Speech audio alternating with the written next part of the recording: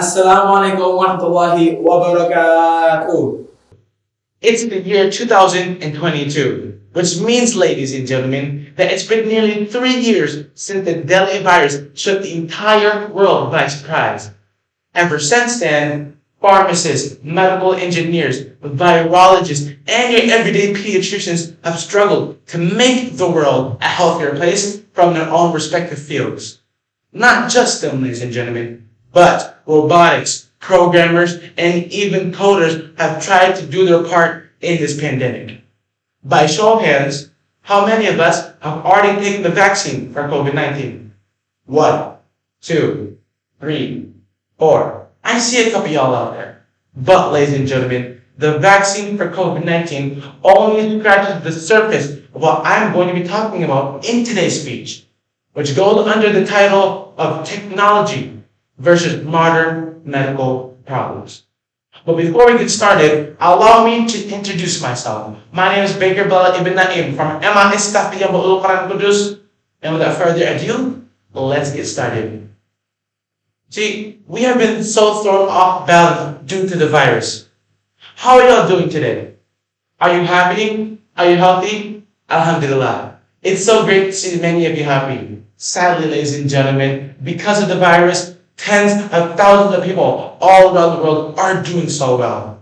And although a lot of us are affected by the virus and then cured due to the powers of the vaccine, many of us aren't, which isn't really the problem that I'm discussing today. So what is the problem, ladies and gentlemen? The problem is what comes after that. What happens after we are vaccinated? We are in such a hectic world. So after we get the vaccine, we are still living in a hectic world. So what should we do? See, time management, not regularly exercising, is a problem that we, after the virus, have been put to. And not regularly exercising can result to, ladies and gentlemen, high blood pressure, diabetes, heart failure, maybe even death. We are also put to things like time management, dieting, emotional support, and it gets even worse for those with mental health illnesses. Now, can the vaccine fix all those problems? Does the vaccine have all the answers for the problems that I've listed before?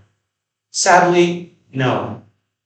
But let's take a deep breath and take a deep breath out. We live in the era of the year 2022. We have technology on our side. Technology has grown and advanced to the point where it can solve almost every answer, almost every problem that we are being faced with. But the question is, ladies and gentlemen, can technology solve the problems that I've listed before? Solve the problems that I've mentioned before? The answer is yes. How, you may ask? Health apps.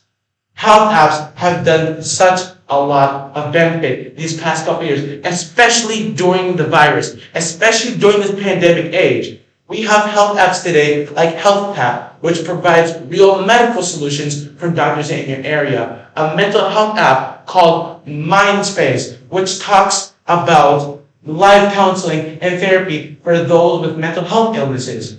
See, the virus has left us in a very hectic place, in a very chaotic place, in a place where we're being thrown out of our own schedule, out of our own normal lifestyle. And because of these health apps, we are being put back onto a more healthy lifestyle, a more non-hectic lifestyle. And they've done a couple good for us these past couple years, ladies and gentlemen. I'm not going to lie. One perfect example of this is my grandmother. My grandmother lives in Florida in the United States of America. She's 82 years old, but she's diagnosed with diabetes. You can imagine how hard it is for her to even get up in the morning, even walk around, to even get the paper at the front door. Luckily, my grandmother has a health app called My Sugar, which helps her track her blood pressure, which helps her track her sugar, which helps her track her bolus, helps her track her diabetes, and so many other things. And these past couple of years, ladies and gentlemen, My Sugar has been so beneficial to my grandmother in so many ways. I can't even start to list one. Ladies and gentlemen, what I'm trying to get at is, what I'm going out with the speech is that technology has and will always advance and grow to fit human needs in life and in medical problems. Be it in this pandemic age or 100 years in the past, Technology has will always continue to help us in times of need.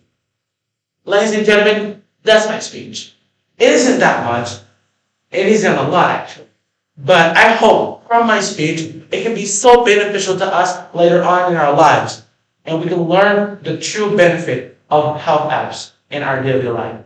Ladies and gentlemen, my name is Baker Bilal Ibn Naim. Stay safe and always wear your seatbelt. That's enough from me. Thank you for your time. Wassalamualaikum warahmatullahi wabarakatuh.